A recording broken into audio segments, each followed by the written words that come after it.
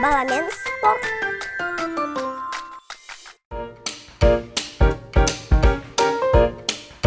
Ағай, қалайсыз? Ассалаумағалейкум. Уалейкум ассалам. Қалайсыздар? Жақсы. Қайда жүрсіңдер? Автобус келмей қалды.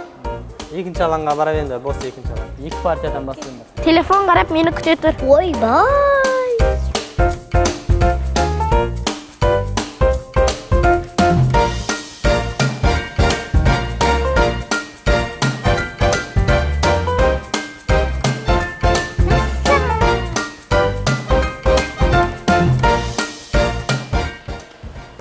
Сен атың кім?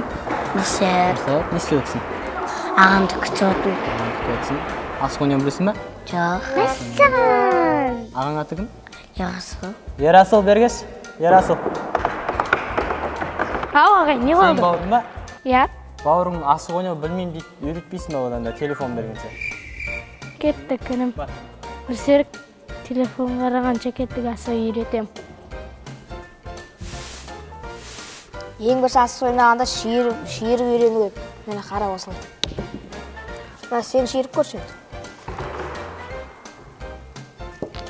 Я, осылай үйреніп кетесің. Тағы да істеп көрейінші. Ай, бәрекелді. Асықтың ережесі өте көп. Оның ішінде көп ойналатыны 5 табан. Сырттан 5 атыс атамыз, іштен 3 атыс атамыз. Сен кішкентай болғандықтан сен шеңбер жазасың. Ал негізгі ережесі оны сырттан ату керек. 5 табанды атқанда асықты баспау керек, немесе осының ішіне кіріп кетпеу керек.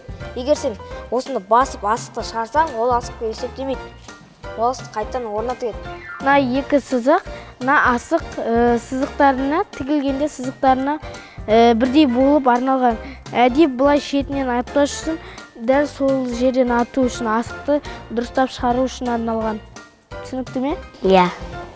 Асыққа дәлдеу үшін не істеу керек? Мына сызықта 15 асық тұрады. 15 асықтың тек қана бір асығына ғана дәлдеу керексің. Бәріне дәлдеу атсаң, ол тимейді. Асықты қалай ату керек? Асықты ең бірінші аяғыңды бүгесің, дәлдейсің, артқа қарай тұрасың да, алды қарай жібересің қолыңды. Асық сол өзі шығады. Түсінікті ме? Я. Барлық ережелерді түсіндің ба? Я. Онда асықты атып бастайды.